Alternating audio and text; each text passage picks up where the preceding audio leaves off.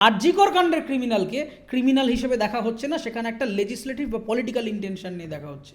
তার কারণ সবার আগে দেখে নেওয়া হচ্ছে এই রাজনৈতিক নেতার লোক নয় তো। আরজি করের ঘটনা অত্যন্ত মর্মান্তিক, কিন্তু মুখ্যমন্ত্রীর 3 দফা ঠিক বক্তব্য আমি সামনে রাখবো। ঠিক তারপরে প্রশ্নে আসব। মুখ্যমন্ত্রী মমতা ব্যানার্জি বলছিলেন যে মেডিকেল কলেজগুলিতে যে ঘুঘুর বাসা তা বাম আমল থেকে। পরবর্তী ধাপে আমরা বলতে শুনি যে দোষীরা আমার কেউ বন্ধু নয়, আমি তাদের চিনিই না। পরবর্তী বক্তব্য, মানুষ চাইলে মানুষের স্বার্থে আমি পদত্যাগ করতে পারি।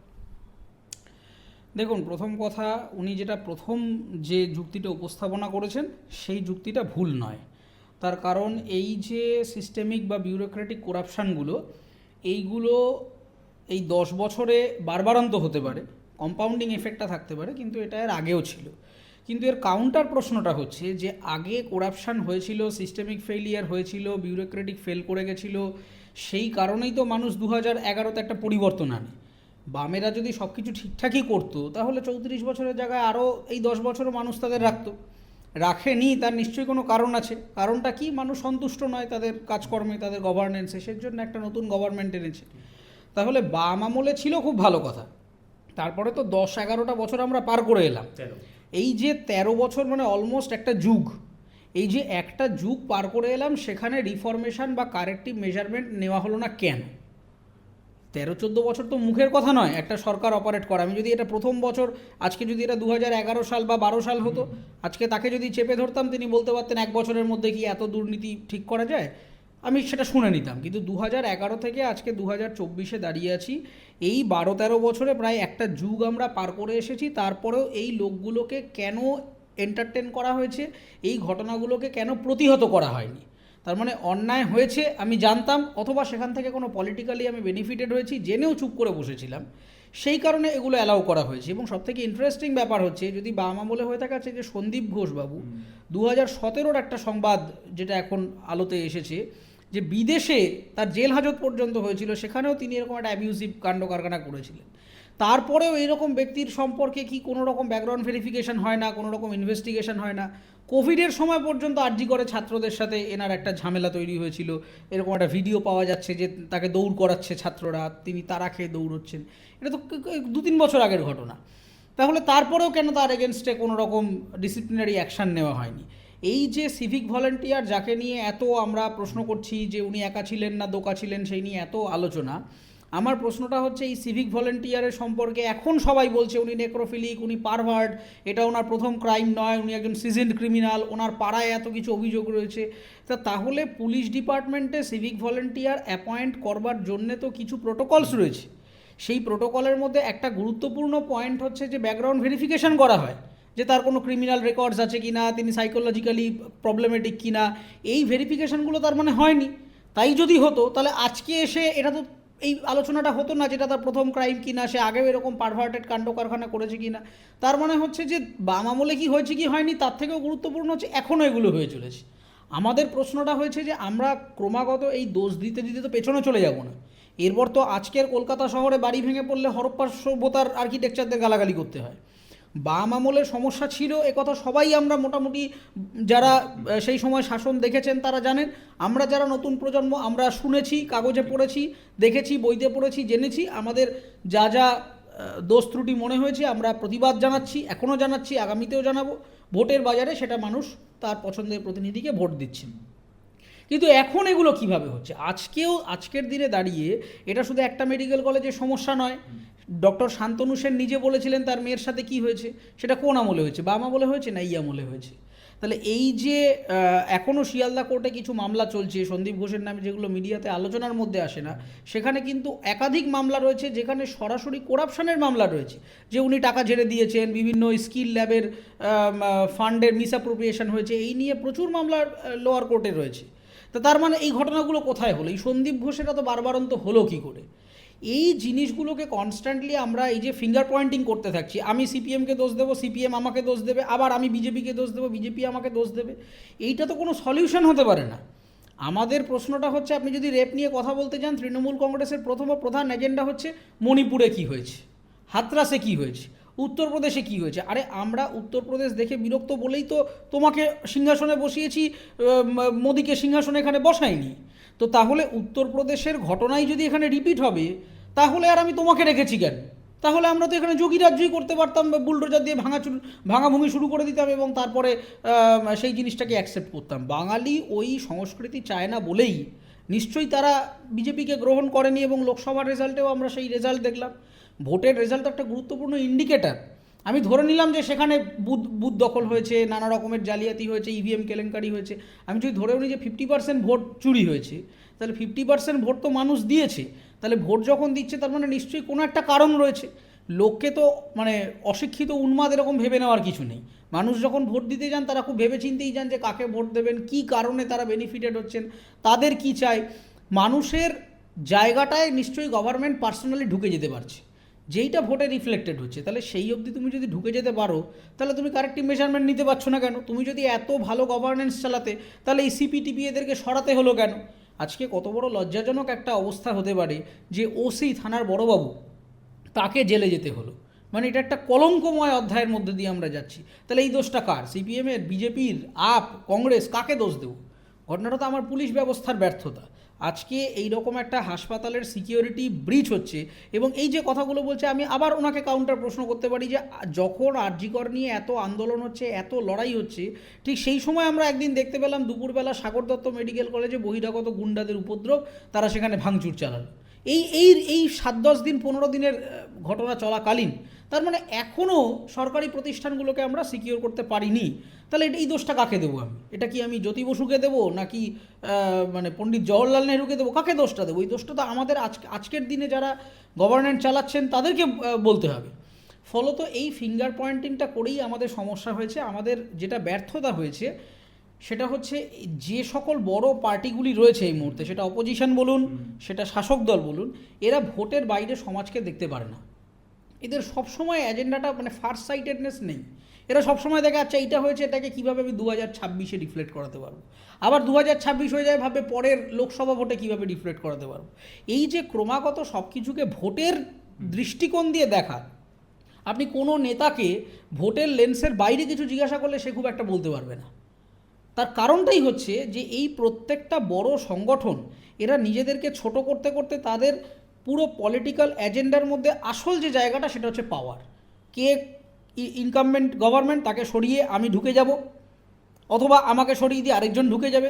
কনস্ট্যান্টলি ওই পাওয়ারের কনসেপ্টের বাইরে তাদের নিজস্ব কোনো সোশ্যাল রিফরমেশনের ধারণাই নেই।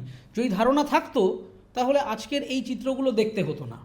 এই মানে পরিস্থিতিটাই আমাদের বাংলার সামগ্রিক সমাজ হিসেবে আমাদেরকে ক্রমাগত পিছিয়ে দিচ্ছে। যে কোনো ইস্যুতে দেখুন, আমরা এই ইস্যু, এই যে কথাটা আমার মুখ থেকেই বেরিয়ে গেল, ইস্যু, আমরা মানে সত্যিই তো আজ প্রায় 10 বছর হয়ে গেছে আমরা চিটফান্ড মামলার কি সুরাহা পেয়েছি। এর আগেও তো এই নিয়ে কত কিছু হয়েছে, এই রাজীব কুমারের সম্পর্কে অনেক কিছু হয়েছে। সেই রাজীব কুমারের সাথে গিয়েই চিকিৎসকরা মিটিং করলেন। এই রাজীব কুমার কী করেছিলেন, আজকে বিনীত গোয়েলকে নিয়ে আমরা আলোচনা করছি, রাজীব কুমার সাহেব ওখানে কী করতে বসে আছেন তার সম্পর্কে তো চিটফান্ড মামলায় সিবিআই এর এফিডেভিট সুপ্রিম কোর্টের ওয়েবসাইট খুললে পাওয়া যাবে যে ইলেকট্রনিক এভিডেন্স ট্যাম্পার করেছিলেন। তাহলে সেই রাজীব কুমার আজকে ন্যায় এবং সততার প্রতীক হয়ে ওখানে বসেছেন, এবং তার সাথেই আন্দোলনরত চিকিৎসকরা গিয়ে মিটিং মিছিল করলেন। তাহলে দাঁড়ালোটা কি? ওই ইস্যুটা চাপা পড়ে গেল, এখন রাজীব কুমার ন্যায় ও নীতির একেবারে প্রতিবিম্ব হয়ে উঠলেন। তাহলে এরা তো কেউই আসলে সততার মানে হিস্টোরিক্যাল ডেটা তো সে কথা বলছে না। তার মানেটা হচ্ছে যে আবার এই আরজিকর ইস্যুটা আস্তে আস্তে দেখুন এবার আস্তে আস্তে ইরেজ হয়ে যাচ্ছে। কিছু দাবি আমরা মেনে নিলাম, এই লোককে সরিয়ে দিলাম, ওই করে দিলাম, তাতে কিছুই সলভ হলো না। 5-10 বছর বাদে আবার যখন এই বিভিন্ন কাউন্সিল গঠন হবে, আবার এখানে একটা পাওয়ার পলিটিক্স ঢুকে যাবে, র্যাগিংয়ের ঘটনা আবার ঘটবে। হয়তো আরজিকরে হবে না, হতে পারে এসএসকেএমে হবে, কি বীরভূমে একটা হবে, কি মুর্শিদাবাদে একটা হবে। এই জিনিসটাকে যদি আমাকে সরাতে হয় তাহলে আমাকে পাওয়ার সেন্টারটা ধরতে হতো। আমার তো সবথেকে আপত্তি ছিল যে যখন করাপশান নিয়ে মিটিং হচ্ছে, সেই করাপশানের মিটিংয়ে এমন একজন আইপিএস দাঁড়িয়ে আছেন যিনি নিজেই করাপশানের দায়ে অভিযুক্ত, এবং স্বয়ং সুপ্রিম কোর্টে তার মামলাটা এখনও বিচারাধীন, এবং সেই নিয়ে সিবিআই এফিডেভিট জমা করেছিল। তাহলে সেই ব্যক্তিকে আমরা বিশ্বাস করছি? তাহলে মানে প্রশ্নটা শুধু বিনীত গোয়েল, রাজীব কুমার, মমতা বন্দ্যোপাধ্যায় কি আরেকজন কে আসবেন এই প্রশ্নটা নয়। প্রশ্নটা হচ্ছে যে আমাদের যারা, আমি মজা করে ফেসবুকে লিখেছিলাম, আমাদের ছোটোবেলা স্কুলে একটা নিয়ম ছিল, আমরা যারা লাস্ট বেঞ্চার থাকতাম আমাদের সাথে মনিটরের একটা সেটিং থাকতো, যে মনিটর আমাদের যাবতীয় বদমাইশি করতে হেল্প করবে। এবার আমরা লাস্ট বেঞ্চে বসে পেন ফাইটিং খেলবো, হ্যান্ড ক্রিকেট খেলবো, পরীক্ষার হলে কোনো কঠিন অঙ্ক প্রশ্ন এলে টয়লেটে লোক সেট করা থাকবে, সেখান থেকে সিনিয়রদের থেকে উত্তর ঝেড়ে আনবো। এই সমস্ত ব্যাপার মনিটর জানবেন, কিন্তু কিছু করবেন না, আমাদের ফাঁসাবেন না।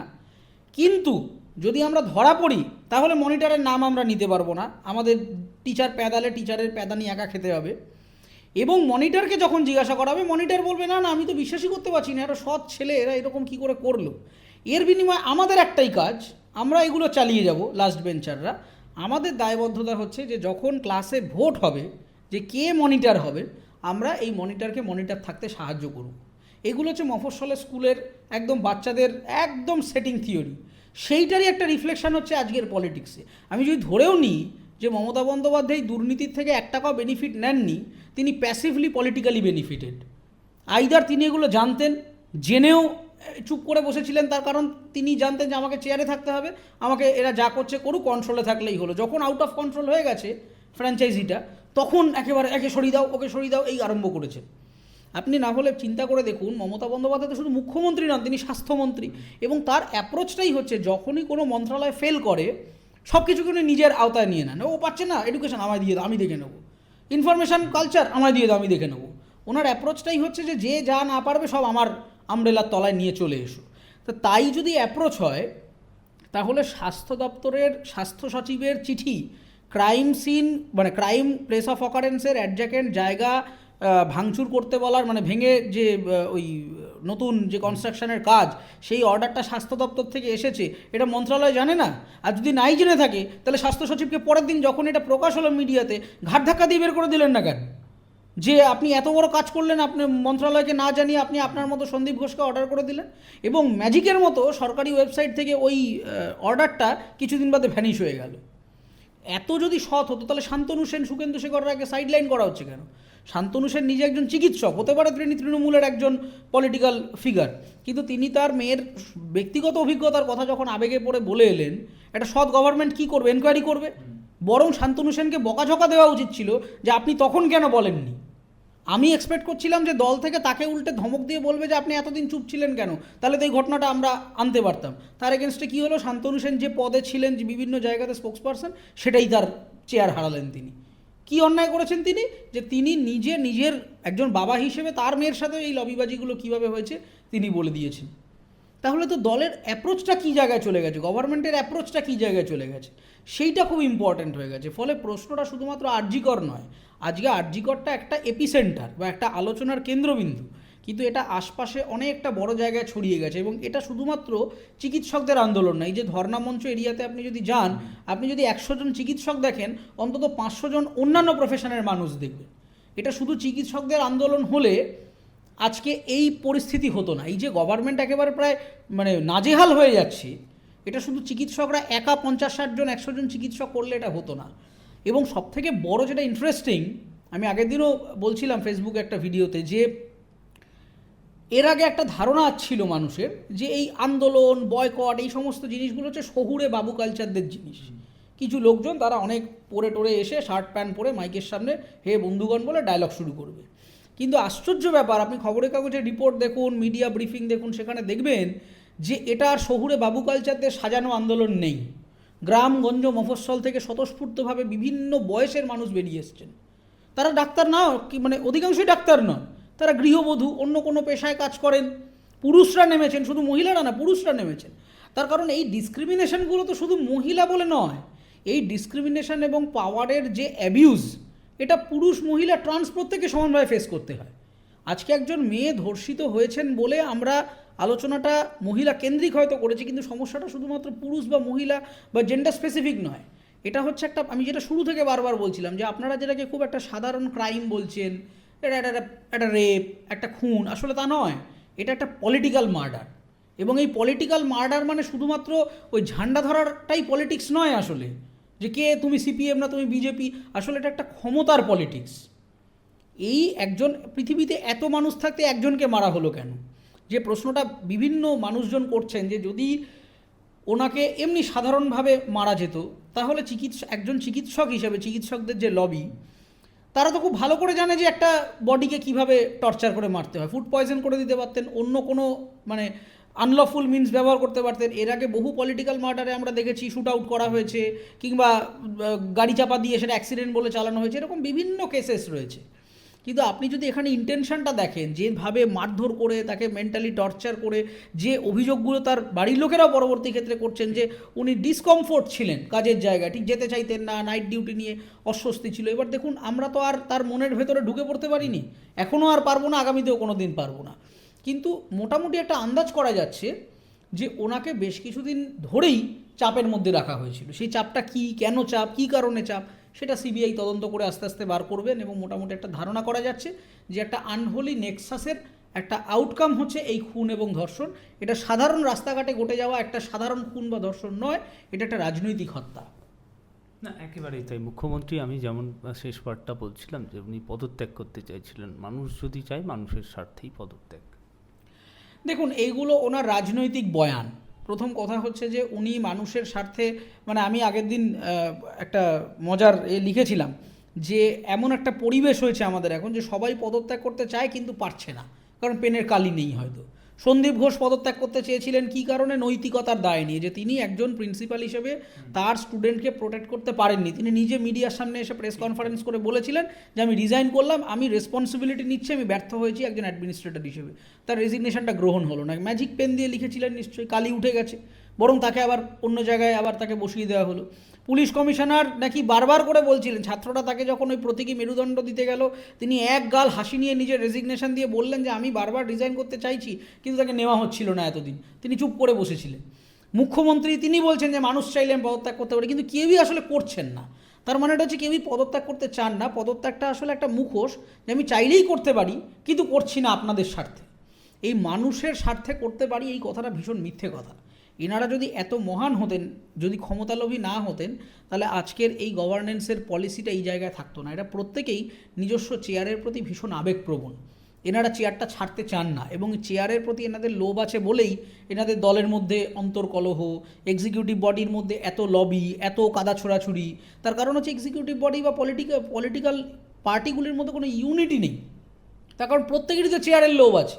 আপনি যদি বলেন যে আচ্ছা বিনীত গোয়েল সাহেব যদি এত দুর্নীতিপরায়ণ হয়, বাকি অফিসাররা কেন এতদিন বলেননি? নিশ্চয়ই তারা মজা দেখছিলেন।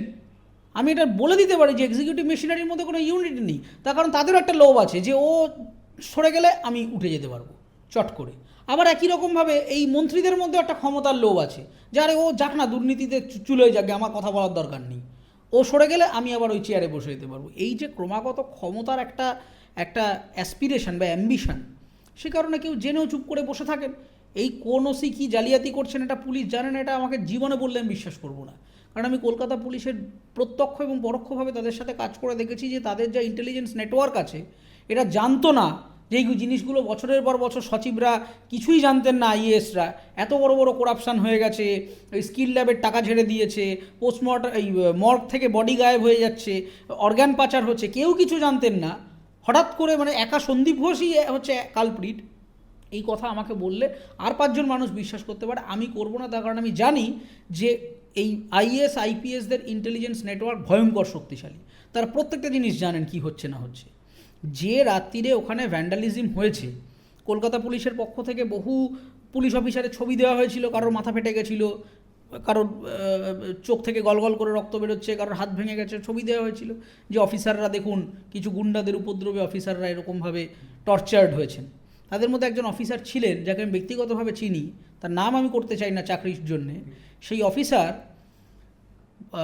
শোভাবাজারে সোনাগাছির একটি মেয়ের খুন হয়েছিল। সেই খুনে কোনো রকম এভিডেন্স ছিল না। মোটামুটি সবাই হাল ছেড়ে দিয়েছিল যে এটা কোনোভাবেই সলভ করা যাবে না, কারণ বহু দূরের একটা ভাঙা সিসিটিভি ফুটেজ ছাড়া কিছু ছিল না।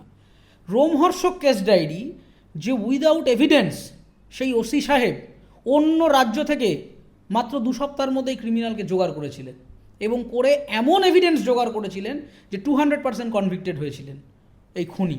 তাহলে সেই কলকাতা পুলিশ করেছিল।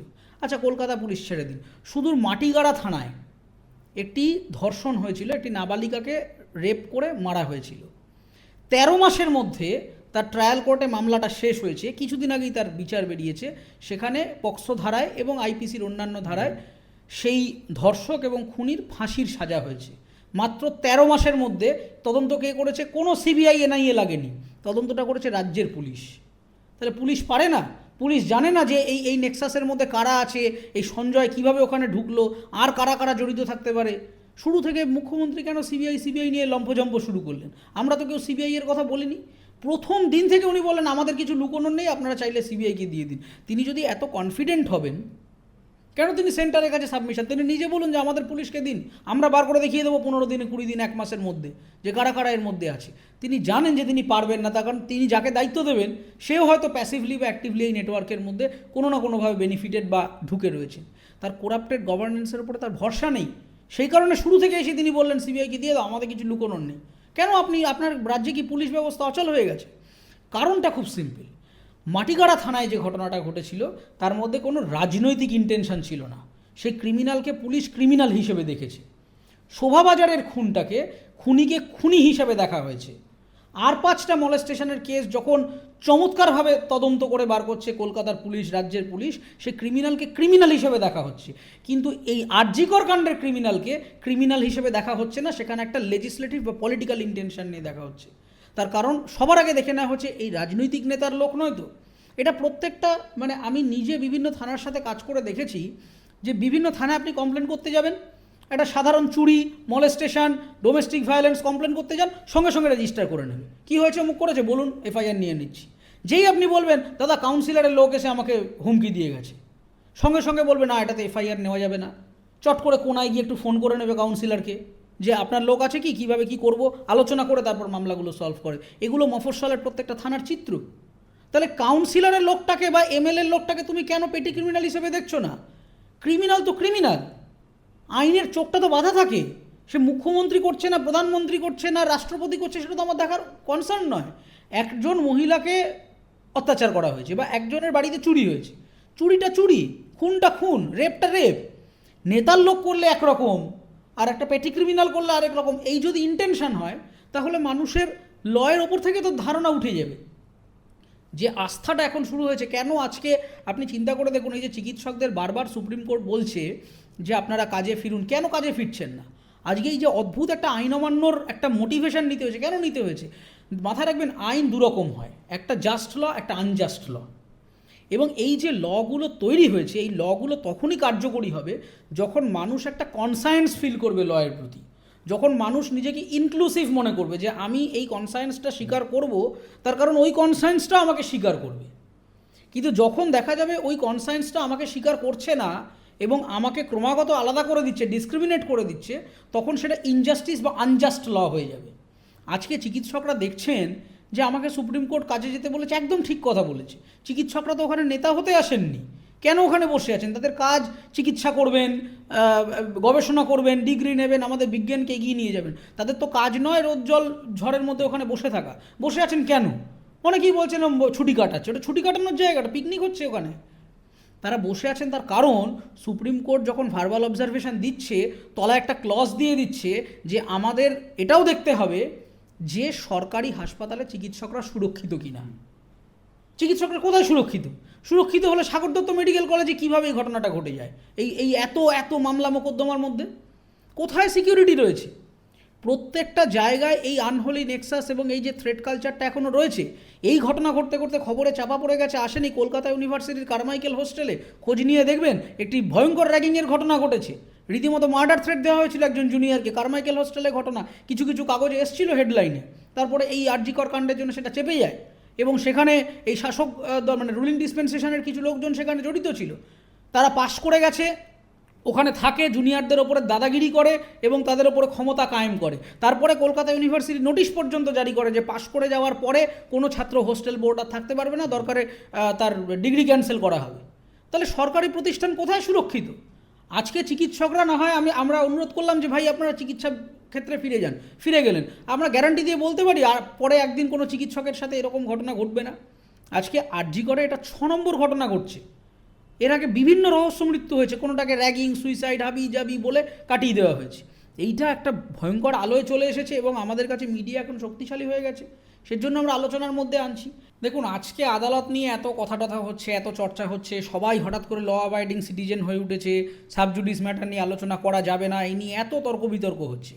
তাহলে রাজ্য সরকার যদি আদালত এতই মান্যতা দেবেন, তাহলে 2014 একটা মামলা খুব গুরুত্বপূর্ণ, আমি পড়ছিলাম আগের দিন, বীরভূমের একটি কেস যদি ভুল না করে থাকি, সেখানে পঞ্চায়েতের ইনভলভমেন্টে একজন গৃহবধূকে ধর্ষণ করা হয়েছিল, একজন মহিলাকে গণধর্ষণ করা হয়েছিল। সেটা বীরভূমের সেশন কোর্টে, জেলা আদালতে মামলাটা হচ্ছিল, সেখান থেকে সুপ্রিম কোর্ট সুও মোটো কগনিজেন্স নেয় এবং সেখানেও রুলিং ডিসপেন্সেশনের ইনভলভমেন্ট ছিল 2014 সালের ঘটনা। এবং সেই মামলায় তখনও কিন্তু সুপ্রিম কোর্ট বলেছিল যে স্টেট অ্যাডমিনিস্ট্রেশন ফান্ডামেন্টাল রাইট সিটিজেনদের প্রোটেক্ট করতে ব্যর্থ হয়েছে, এবং তখন একটা কম্পেনসেশন নিয়ে কথা হয়েছিল। তদানীন্তন চিফ সেক্রেটারি বোধহয় 50,000 বলেছিল, সেটা সুপ্রিম কোর্ট সেটা বাড়িয়ে 5 লাখ করে, ইত্যাদি রকমারি অর্ডার ফর্ডার রয়েছে। কিন্তু ঘটনাটা হচ্ছে, এতই যদি ল অ্যাবাইডিং একটা গভর্নমেন্ট হবে, তাহলে 2014 যদি সুপ্রিম কোর্ট এটা বলে থাকে যে স্টেট আঞ্চলিক জায়গাগুলোতে ফান্ডামেন্টাল রাইট প্রোটেক্ট করতে বা সিকিউরিটি দিতে ব্যর্থ হয়েছে মহিলাদের, তাহলে 2024 এসে প্রায় 10 বছর পরে একই ঘটনার রিপিটেশন কেন? এবং তাও আমরা ওটা বলতে পারি যে একটা বীরভূমের ওই জায়গায় আমাদের অত রিসোর্স নেই, ওটাকে গ্রাম বলে হয়তো আমরা ছোট করে দিতে পারি, যেটা করে অধিকাংশ ক্ষেত্রেই গভর্নমেন্ট, ও গ্রামে হয়েছে, মফস্বলে হয়েছে বলে আমরা একটা সাইড লাইন করে দিই। তাহলে কলকাতা নিয়ে আপনি কি বলবেন? এতদিন তো ভাবতাম শহরে এলে সব দারুণ, এতদিন কলকাতা মানে একটা দারুণ স্বপ্নের জায়গা ছিল, যে সব এখানে আছে, মেট্রোপলিটন সিটি ইত্যাদি ইত্যাদি। তাহলে কলকাতা শহরের, কলকাতা পুলিশের জুরিসডিকশনের মধ্যে সরকারি প্রতিষ্ঠানে কর্মরত চিকিৎসকের কী করে এই ঘটনাটা ঘটে? তার মানে আসলে সুরক্ষার কিছুই ডেভেলপমেন্ট হয়নি, যেমনটা ছিল তেমনই আছে, শুধু পার্থক্য ওটা পঞ্চায়েতের নির্দেশে হয়েছিল, এখানে সন্দীপ ঘোষের এই চ্যাংড়া ব্যাংড়াদের নির্দেশে হয়েছে। অপারেশন মডেলটা একই রয়েছে, এই সন্দীপ ঘোষ চলে যাবেন, আরেকজন কোনো ঘোষ মুখার্জি আসবেন, তার ব্যাপারটা তাই থাকবে। ফলে ঘটনাটা হচ্ছে রুট কজ কেউ অ্যানালাইজ করে না যে কেন হচ্ছে। বিনীত গোয়েল চলে গিয়ে মনোজ ভার্মা এলেন, আমরা ভাবলাম ব্যাস সব সলভ হয়ে গেল। তারপর মনোজ ভার্মা আমি ধরে নিলাম দারুণ অফিসার, সই করে দিলেন। তারপর তো ওই টালা থানার ওসির মতো ওসিরা অপারেট করবেন। কি করে জানবেন মনোজ ভার্মা যে কোথায় কোন প্রমাণটা লোপাট হচ্ছে, কোন নেতার সাথে কোন ওসির সেটিং হয়ে বসে আছে? পলিটিক্যাল রিফরমেশন তো এইভাবে করা যায় না। 4টে লোককে সরিয়ে দিলাম, একে সরিয়ে ওখানে বসিয়ে দিলাম, এ করে দিলাম, 4টে আমলাকে এদিক ওদিক ঘুরিয়ে পারমিটেশন কম্বিনেশন করে দিলাম, হয়ে গেল করাপশন লেস একটা গভর্নমেন্ট আমরা পেয়ে গেলাম সঙ্গে সঙ্গে। কেন আমাদের প্রথমে দেখতে হবে যে ক্রাইমকে ক্রাইম হিসেবে কেন দেখছে না থানাগুলো? সাধারণ চোর ছাচোর খুনি হলে তার জন্য একরকম ব্যবস্থা, আর নেতার যদি অ্যাসিস্ট্যান্ট হয় সেটা, তাহলে তার জন্য অন্যরকম ব্যবস্থা, তার জন্য এফআইআরের ধারাটা অন্যরকম, তার জন্য চার্জশিটটা ফাইল হতে দেরি হবে, তার জন্য ইনভেস্টিগেশনটা স্লো হবে। এরকম হতে থাকলে তো কোনোদিনই করবে না। তাহলে সমস্ত ক্রিমিনালরা নেতার ছাতার তলায় চলে আসবে আর ভাববে যে আরে চলুক, আমি নেতার ব্র্যান্ডিংয়ে কিছু একটা করবো, বলবো অমুক দাদার লোক আছি, পুলিশের সাথে হাত মিলিয়ে নেব। আজকে যে পুলিশের কাছে আমরা যাই, এই যে থানার বড়বাবু কথাটা মফস্বলে অত্যন্ত গুরুত্বপূর্ণ জিনিস, কারণ সাধারণ মানুষ তো এত পলিটিক্যাল স্ট্রাকচার পলিটি এসব বোঝে না। সাধারণ মানুষের কাছে থানার বড়বাবু কিছু হলে বড়বাবুর কাছে যান, বড়বাবু একটা কিছু ব্যবস্থা করে দেবে। সেই বড়বাবুকে ঘাট ধরে জেলে ভরে দেওয়া হলো। কি করেছেন তিনি? একটা রেপের মতো গুরুত্বপূর্ণ জায়গায় প্রমাণ লোপাট করেছেন বলে সিবিআই এর কাছে অভিযোগ। আমরা কিছু অসুস্থতা হলে চিকিৎসকের কাছে যাই। সন্দীপ ঘোষ কি ক্রিমিনাল না চিকিৎসক? সবার আগে তার নামের আগে ডাক্তার সন্দীপ ঘোষ লেখা হয়। তাহলে এরা চিকিৎসক তো সমাজের কলঙ্ক হয়ে গেলেন। পরের দিন আর কোনো মহিলা কোনো পুরুষ ডাক্তারের কাছে গিয়ে সেফ ফিল করবেন কিনা সন্দেহ তৈরি হচ্ছে। যাচ্ছে এ আবার সন্দীপ ঘোষ নয় তো, এ আবার মানে এখন বডি ডোনেট করতে চাইবে না কেউ কিছুদিন বাদে, যে আমার মানে মরণোত্তর দেহদান করলে আবার সেখান থেকে না আবার অর্গান পাচার হয়ে যায়, তার সাথে না আবার পর্নোগ্রাফি শুটিং করে পর্ন সাইটে তুলে দেয়। মানুষের তো সিস্টেমের প্রতি অনাস্থা তৈরি হয়ে যাচ্ছে। আইন মানব কি মানব না সেটা তো পরের কথা, আগে তো সিস্টেমটা কনসায়েন্সটাই নেই। পরের দিন থানায় আমার যদি একটা অসুবিধা হয়, আমি ওসিকে গেলে আমার তো সবার আগে মনে হবে আরে এ আবার ওই টালা থানার ওসির মতো নয় তো, কি বলবো এক লিখে দেবে আর এক।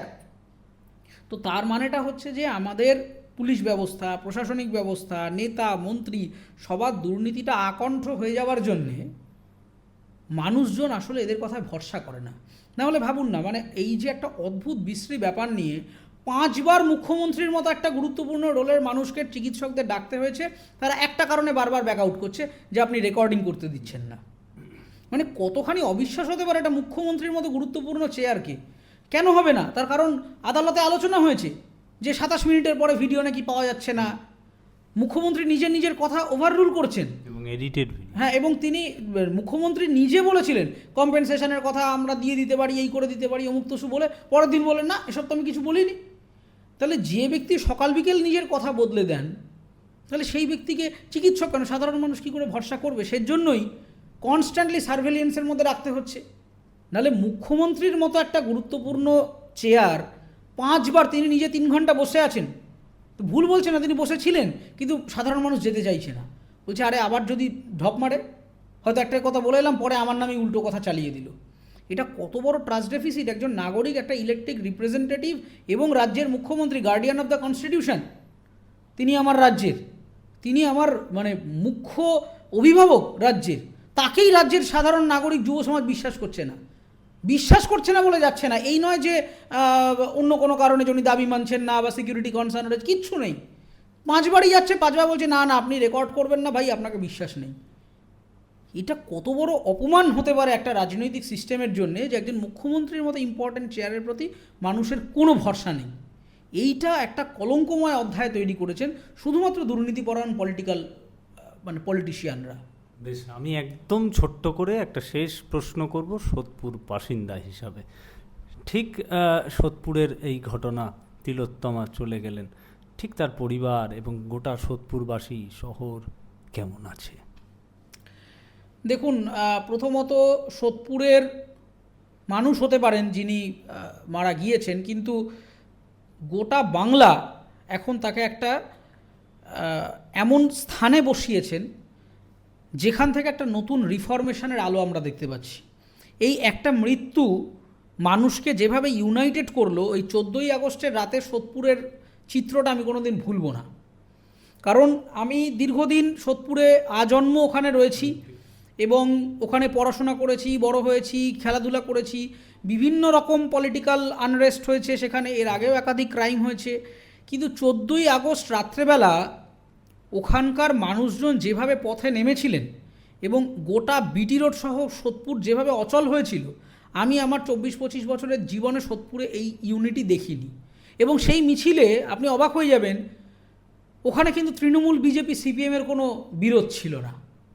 ওই মহিলাদের মিছিলে, ওই পুরুষদের মিছিলে কিন্তু সিপিএম, তৃণমূল, বিজেপি এক হয়েছিল। আমি বহু মানুষকে দেখেছি তারা অন্য হয়তো শাসক দলের পার্টি অফিসে বসেন, আড্ডা মারেন, ক্যারাম খেলেন, কিন্তু ওই দিন তারা একসাথে হাঁটছিলেন। তার কারণটা হচ্ছে যে 14ই আগস্টের রাত্রেবেলা যে বার্তাটা গোটা পশ্চিমবঙ্গ থেকে, সোদপুর একটা সেন্টার হতে পারে, তিনি ওখানকার নাগরিক হতে পারেন, কিন্তু যে বার্তাটা একেবারে দিল্লি অবধি পৌঁছে গেছিল, যে রাজনৈতিক সংগঠনের পতাকা বাদ দিয়েও মানুষ কিন্তু নামতে পারে। আমরা একটা অদ্ভুত ধারণা হয়ে গেছিল যে এই নেতা দল এর ছাড়া বোধহয় আর কিছু হবে না। এই আন্দোলনটা একটা অন্যরকম ইঙ্গিত দিয়ে গেল আমাদের গোটা পলিটিক্যাল সিস্টেমটাকে, যে নেতাবিহীন আন্দোলনও হতে পারে, পতাকাবিহীন আন্দোলনও হতে পারে। এই আনস্ট্রাকচার্ড মুভমেন্ট যেটা পশ্চিমের দেশে বহু ঘটেছে এবং ল্যান্ডমার্ক ঘটনা ঘটেছে এক একটা, সোদপুরের ওই রাত্রিটা আমার আজ জন্ম মনে থাকবে। এবং আমি আমার নিজের বাড়ির লোকদের দেখেছি, আমরা কেউ বলিনি, আমি আমার নিজের কাজিনদের দেখেছি যারা ক্লাস 8-এ পড়ে, 9-এ পড়ে, তারা পর্যন্ত যাচ্ছেন তার মায়ের সাথে, মাসির সাথে। আমি প্রথমে বোঝার চেষ্টা করছিলাম যে এরা তো কোনো রাজনীতির র বোঝে না, এরা কী করতে যাচ্ছে। তারপরে আমি ফিল করলাম যে আসলে এইটা তিলোত্তমা বা অভয়া বা সোদপুরের এই চিকিৎসক ছাত্রীর নামে মিছিলটা হতে পারে, কিন্তু মিছিলের এজেন্ডাটা আসলে সবার সমান। কারণ ওই ক্লাস 8-এর বা 9-এর মেয়েটিও যখন কোচিং সেন্টারে যায় তাকেও ইপটিজিংয়ের শিকার হতে হয়, তাকেও রাস্তাঘাটে কেউ হয়তো একটা কোমরে হাত দিল, একটা বাজে কথা বলল, ফেসবুকে হয়তো নুড চেয়ে বসলো, ইনস্টাগ্রামে হয়তো একটা অ্যাবিউসিভ কমেন্ট করলো।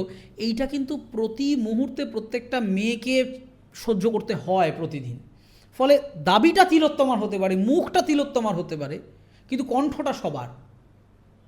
সেই কারণে এই আন্দোলনটা সবথেকে গুরুত্বপূর্ণ আমাদের রাজনৈতিক ইতিহাসে থেকে যাবে।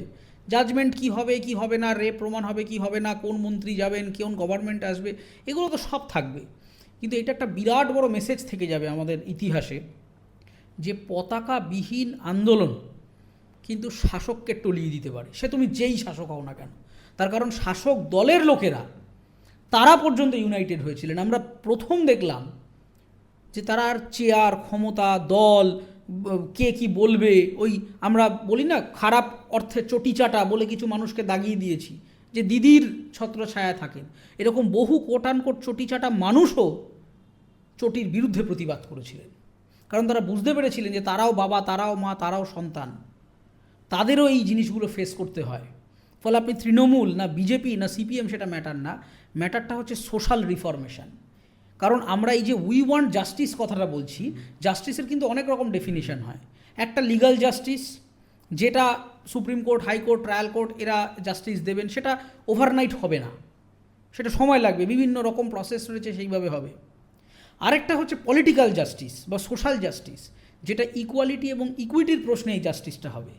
এইখানে যে মানুষজন জাস্টিস চাইছেন সেটা শুধু লিগ্যাল জাস্টিস নয়, সেটা আসলে সোশ্যাল এবং পলিটিক্যাল জাস্টিস, যাতে এই যে ডিসক্রিমিনেটরি মনোভাব মানুষজনের, এই যে ক্রমাগত এলিয়েনেট করে দেওয়া মানুষজনকে, এই যে প্রত্যেকটা প্রতিষ্ঠানে, কাজের জায়গায়, অফিসে, শুধু সরকারি নয় বেসরকারি অফিসেও এই যে ক্ষমতার লবিবাজি, এই যে নেপোটিজম, এই যে ডিসক্রিমিনেশন, এইগুলোর এগেনস্টে প্রত্যেকটা মানুষ এবার একটা সমবেত মেসেজ দিলেন, এবং এর রেশটা অনেক দিন থেকে যাবে আমাদের বাংলা এবং বাঙালির মধ্যে, এবং সারা ভারতবর্ষের কাছে পশ্চিমবঙ্গ একটা অন্যরকম বার্তা দিয়ে গেল, যেটা আমাদের ইতিহাসে চিরস্মরণীয় হয়ে থাকবে।